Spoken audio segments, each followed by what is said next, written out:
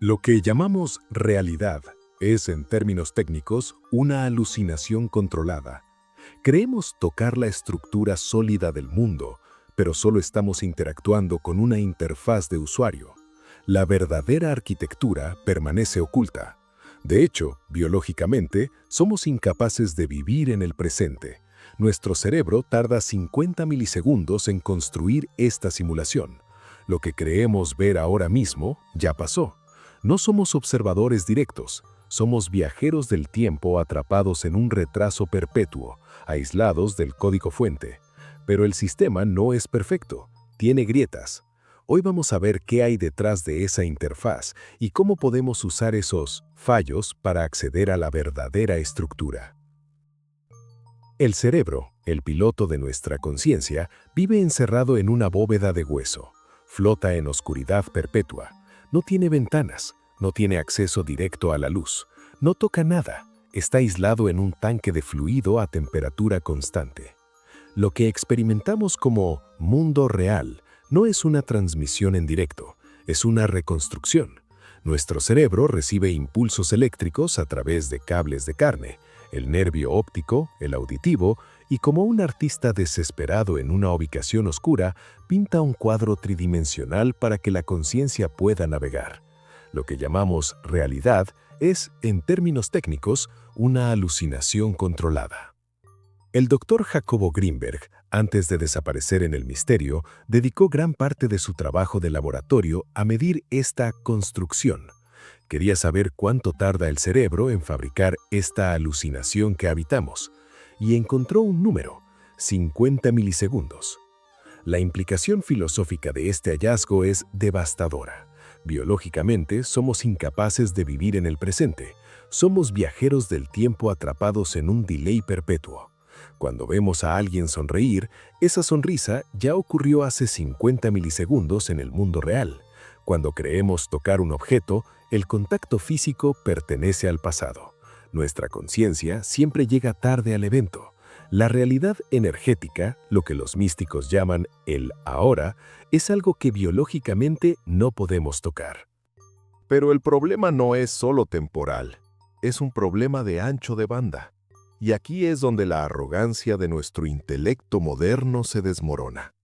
Vivimos en la era de la información. Nos obsesiona tener la mejor conexión a Internet, el mayor ancho de banda. Pero nuestro propio hardware biológico tiene un cuello de botella brutal. Los estudios de fisiología sensorial, y esto es un dato duro, no filosofía, nos dicen que tus sentidos, ojos, piel, oídos, están siendo bombardeados en este momento por aproximadamente 11 millones de bits de información por segundo. Fotones, ondas de radio, presión atmosférica, gravedad, un tsunami de datos invisible. 11 millones de bits golpeando la puerta cada segundo. De esos 11 millones, nuestra mente consciente solo procesa 50. La matemática es humillante. Nuestro cerebro está filtrando, bloqueando y eliminando el 99.9999% de la realidad. Lo que llamamos mi vida no es la película completa. Es apenas un tráiler censurado. Es un resumen diseñado para una sola cosa: sobrevivir. El científico cognitivo Donald Hoffman lo llama la interfaz de usuario. Vemos un icono de una app en la pantalla del teléfono. Sabemos que no es real. Hay transistores, hay voltajes, hay ceros y unos en una danza electromagnética complejísima. Pero si viéramos el código, no podríamos usarlo. Necesitamos la mentira útil del icono. Nosotros hacemos lo mismo. Vemos una silla. Eso es un icono. En la realidad profunda, esa silla es una nube de átomos vibrando en un vacío inmenso, sostenida por fuerzas nucleares que ni siquiera comprendemos del todo. Pero no tenemos el ancho de banda para ver la física cuántica de la silla. Así que la mente la comprime, nos muestra el icono sólido. Grinberg llamaba a la realidad profunda la lattice. Jung la llamaba el unus mundus, esa red infinita donde todo está conectado, donde no hay tiempo, donde está toda la información del universo. Eso es el código fuente. El error fundamental, El origen de nuestra frustración existencial es que hemos confundido el mapa con el territorio. Hemos confundido los iconos con el software. Y si queremos alterar nuestra realidad, si buscamos esas sincronicidades imposibles de las que hablaba Jung o esa magia tecnológica de la que hablaba Greenberg, tenemos que dejar de jugar con los iconos. Debemos aprender a acceder al código fuente. Si aceptamos que vivimos en una simulación sensorial de ancho de banda limitado, la pregunta cambia. Ya no se trata de ¿qué es real?, sino de ¿cómo procesamos más realidad? Para el Dr. Greenberg, la evolución de la conciencia no era un mérito moral. No se trataba de ser bueno, se trataba de un problema de procesamiento de datos. Greenberg descubrió que un cerebro evolucionado hace algo muy específico: comprime la información, como un archivo zip. Técnicamente lo llamó neuroalgoritmización. Esto suena complejo, pero es sencillo. Para ilustrarlo, imaginemos que leemos un libro letra por letra. H-O-L-A. Tardamos una eternidad. Eso es un cerebro primitivo. Ahora imaginemos que vemos la palabra hola de un golpe. El cerebro ha comprimido 4 letras en un solo símbolo. Eso es un algoritmo. Ahora imaginemos que vemos la página entera de un vistazo.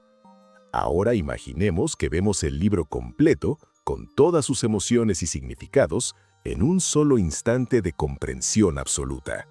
Cuando el cerebro logra esta compresión, su estructura eléctrica cambia, se vuelve coherente. Empieza a parecerse físicamente a la estructura del espacio mismo, a la lattice. Se vuelve isomórfico. Y es entonces, al tener un sistema operativo capaz de procesar más densidad, cuando empezamos a percibir las grandes corrientes que mueven la realidad. Eso es lo que hace un cerebro de alta sinergia. Comprime cantidades masivas de información en paquetes de alta densidad.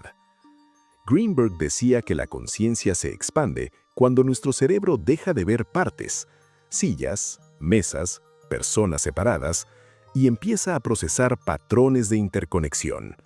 El ancho de banda se abre. Cuando el cerebro eleva su coherencia, empieza a parecerse físicamente a la estructura del espacio, a la lattice. Se vuelve isomórfico. Y en ese momento, dejamos de ver la realidad como objetos sólidos y empezamos a percibirla como una red. Pero, ¿qué hay en esa red? Si pudiéramos ver el código fuente, ¿qué veríamos? Jung, trabajando con el Premio Nobel de Física Wolfgang Pauli, llegó a una conclusión que une la psicología profunda con la mecánica cuántica. La psique y la materia no son sustancias separadas, son dos caras de la misma moneda. Ellos lo llamaron el unus mundus, el mundo uno. En este nivel profundo de la realidad existen estructuras gigantescas llamadas arquetipos. Un arquetipo no es un personaje de cuento, no es el héroe o la madre, como ideas poéticas. Según Jung y Pauli, un arquetipo es una estructura psicoide. Psicoide significa casi psíquico, que tiene un pie en la mente y otro pie en la materia física. El arquetipo tiene masa gravitacional en el unus mundus. Es un objeto real. Es un nodo de información tan denso, tan pesado, que curva el espacio y el tiempo a su alrededor. Pensemos en ellos como un agujero negro en el espacio. No podemos verlo porque la luz no escapa de él, pero sabemos que está ahí porque todo gira a su alrededor, y el tiempo se deforma en su presencia. Un arquetipo es un agujero negro en la mente. Es un campo gravitacional masivo que curva tu realidad. Por eso Jung decía que es psicoide. Tiene peso real, aunque no sea material. Para entenderlo, miremos un ejemplo palpable: el hundimiento del Titanic. En el mundo físico fue solo un accidente marítimo, pero en el unus mundus fue la manifestación masiva del arquetipo de la hubris, el orgullo humano desafiando la naturaleza. ¿Por qué decimos que un arquetipo tiene masa y curva el tiempo? porque el Titanic pesaba tanto en el inconsciente colectivo que su gravedad se sintió antes de que ocurriera. 14 años antes del accidente, Morgan Robertson escribió una novela sobre un transatlántico insumergible llamado Titán, que chocaba contra un iceberg en el Atlántico Norte en abril. Eso no fue una coincidencia, fue gravedad. El arquetipo era un objeto tan masivo en la Lares que curvó el tiempo hacia atrás.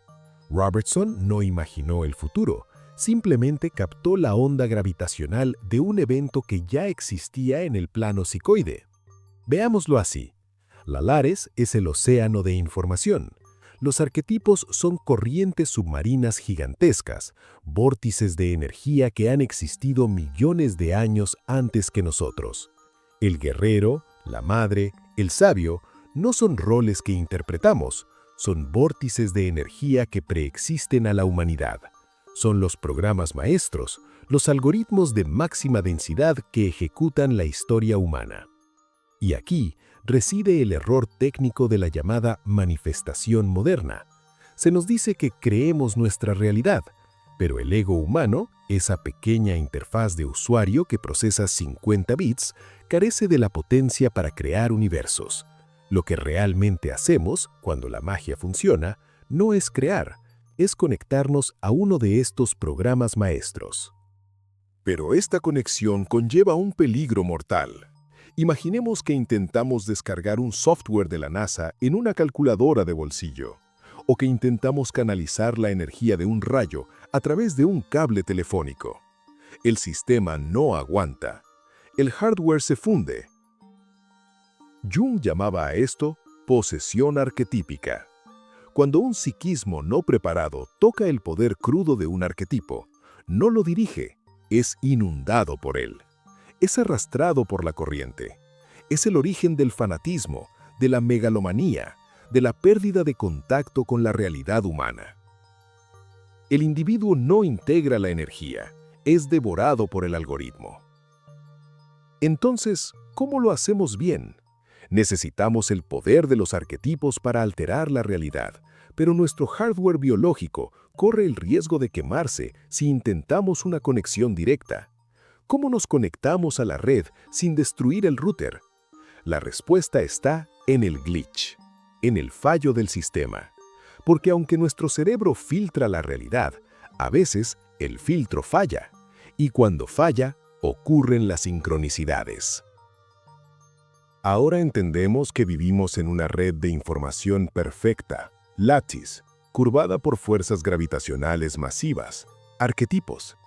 Pero si somos los creadores de esta realidad y la estructura está ahí disponible, ¿por qué no podemos cambiarla a voluntad? La respuesta no está en la lattice, está en la calidad de nuestra señal. En sus laboratorios de la UNAM, Greenberg estudió la sintergia, la capacidad del cerebro para unificar la realidad, y descubrió que existe un enemigo mortal para este proceso: el miedo. Greenberg hablaba del miedo como un fenómeno físico. Cuando tienes miedo, estás estresado, desesperado por conseguir algo. El cerebro pierde coherencia hemisférica. Las neuronas dejan de disparar al unísono y empiezan a disparar en caos. Técnicamente nuestro campo neuronal baja de frecuencia, se vuelve ruidoso. ¿Y qué pasa cuando un campo neuronal ruidoso y de baja coherencia intenta tocar la lattice perfecta del universo? Ocurre lo que Greenberg llamaba fuerzas repulsivas del continuo.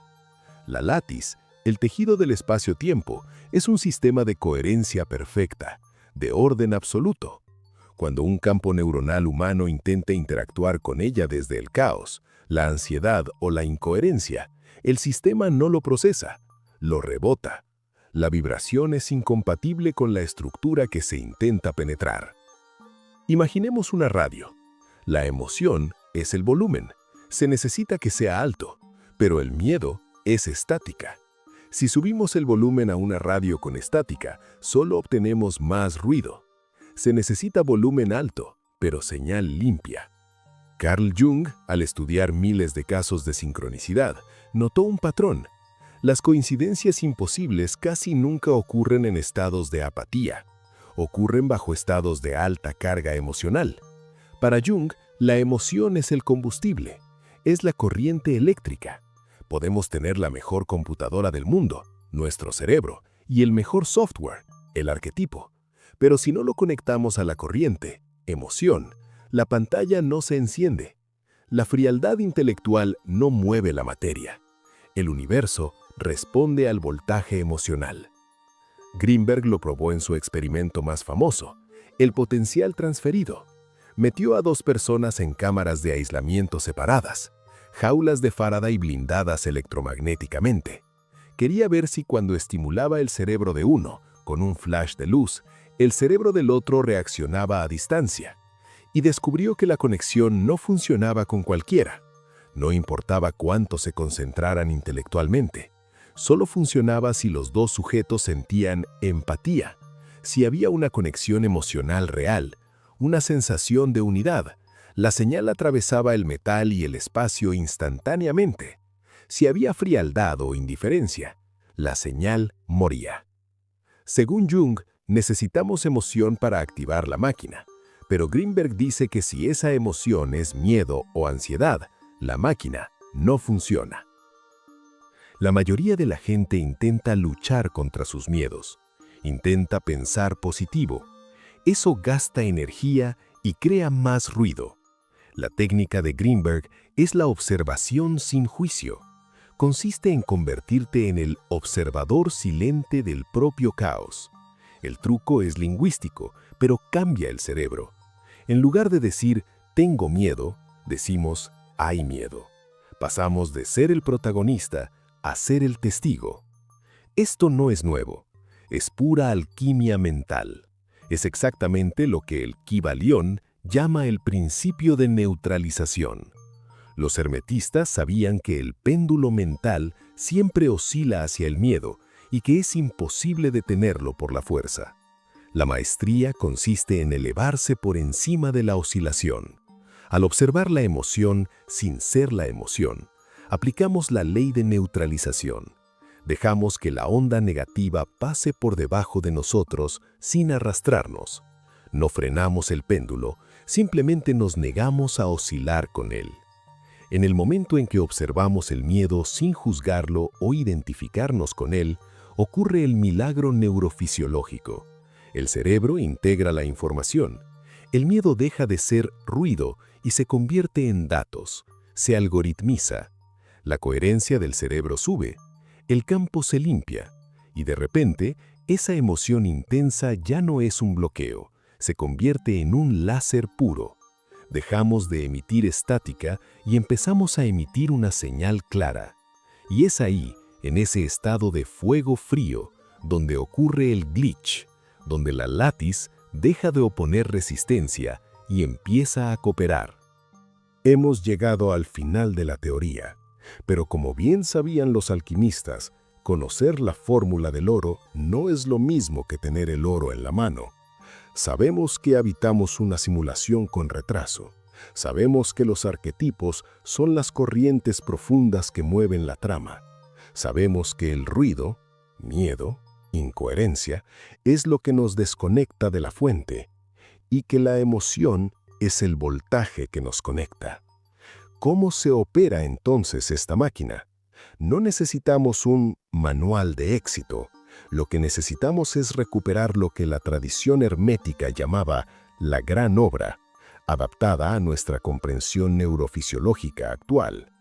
Un protocolo de 4 movimientos para alinear al observador con el código. Antes de introducir cualquier instrucción nueva, el sistema debe ser purgado. Nuestro campo neural suele estar saturado de basura residual, preocupaciones cíclicas, narrativas del pasado, ruido estático. Si intentamos proyectar una intención sobre este ruido, solo crearemos más caos. Aquí aplicamos la técnica de Greenberg, la autoalusión. No se trata de poner la mente en blanco, sino de disociarse del contenido. Nos preguntamos, ¿quién está observando este pensamiento? Observa la respiración. No la controles, solo obsérvala. Luego, observa tus pensamientos. Ahí hay miedo. Ahí hay aburrimiento. No pelees con ellos. Míralos como si fueran nubes pasando por el cielo de otra persona. Mantente ahí hasta que sientas que te despegas de tu nombre, de tu historia y de tus problemas. Al convertirnos en el testigo, el ruido pierde su carga emocional. El buffer se vacía. La sinergia aumenta. El operador está listo para transmitir. Aquí es donde la mayoría de los intentos modernos fallan. Intentan transmitir desde la carencia. Quiero esto porque no lo tengo. Pero la carencia es una señal de baja frecuencia. Para penetrar la látiz, necesitamos una señal de alta fidelidad. Y la ciencia ha identificado una frecuencia que sincroniza los hemisferios casi instantáneamente. La belleza. Lo que sentimos ante una obra de arte sublime, ante la inmensidad del océano o la complejidad de una galaxia. Ese escalofrío estético. Usa un recuerdo real como detonador. Busca esa vibración eléctrica, física. Esa es una señal de coherencia perfecta.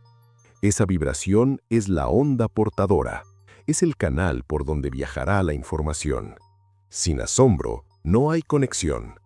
Si no encuentras belleza, busca gratitud. La gratitud es un estado de superconductividad. Es la señal de baja resistencia perfecta. Cuando agradecemos, el cerebro deja de pelear con la látiz y empieza a fluir con ella. Con el canal abierto, la señal limpia y la energía alta, procedemos a la interacción. Carl Jung nos advirtió: la imaginación activa no es fantasear, no es mover marionetas mentales a nuestro antojo, es permitir que el arquetipo se presente. Si buscamos fuerza, invocamos al guerrero. Si buscamos entendimiento, al sabio. Pero no dibujamos al guerrero. Deja que la figura aparezca sola en la mente. Mantén el vacío de la fase 1 y deja que el arquetipo entre en esa habitación vacía. Si te sorprende lo que ves, vas bien. Si es exactamente lo que esperabas, es tu ego. Bórralo y espera de nuevo. Si aparece un guerrero, no lo muevas tú como una marioneta. Obsérvalo y luego háblale. Pregúntale: ¿qué necesito saber? ¿Cuál es mi siguiente paso? Y espera. La respuesta no vendrá como un pensamiento nuestro.